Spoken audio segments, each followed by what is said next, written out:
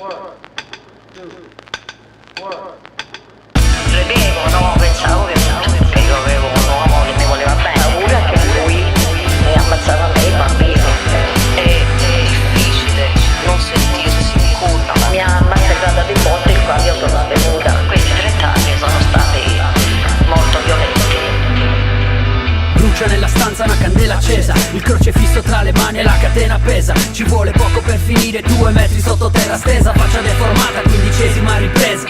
Quando la dignità l'hai persa già da un pezzo, quando hai capito che al mondo non tutto ha un prezzo, e ti nascondi ma vivi nel disprezzo di chi un giorno stava dentro al tuo cuore proprio nel mezzo.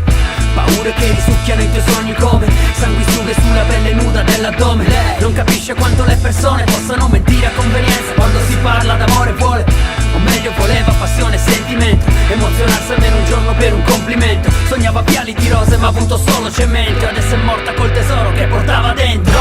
No, non fermarti davanti a un muro di violenza, non fermarti, stringi i denti e non voltarti negli ultimi istanti, corri più veloce per salvarti.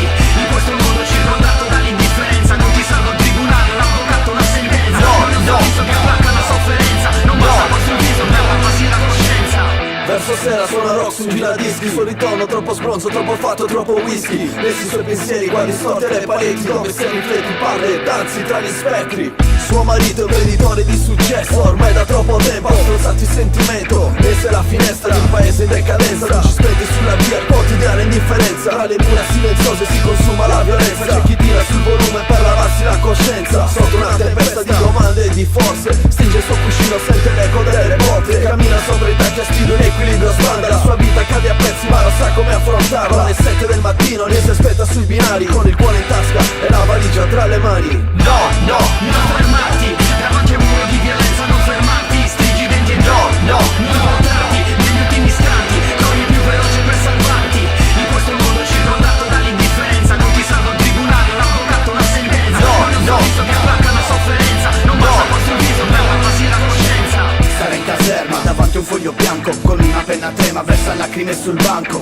Non sa che fare, se rischiare e denunciare o vivere una vita di costante terrore. Ma sei convinta da quando è rimasta incinta della bestia che l'ha spinta, quella firma. La sua immagine legata e violentata l'ha sconvolta con le mani al collo, sperava fosse l'ultimo ogni volta. Con le amiche non rideva e non scherzava, in pubblico lui era perfetta, a casa si trasformava. Lei copre gli occhi con il trucco nero, un incubo ma per stare tutto vero. All'improvviso scrive il suo nome con la biro, per sua figlia lotterà fino all'ultimo respiro. Questo è per chi chiude gli occhi e nega l'evidenza, la storia di 2 donne scappate dalla violenza.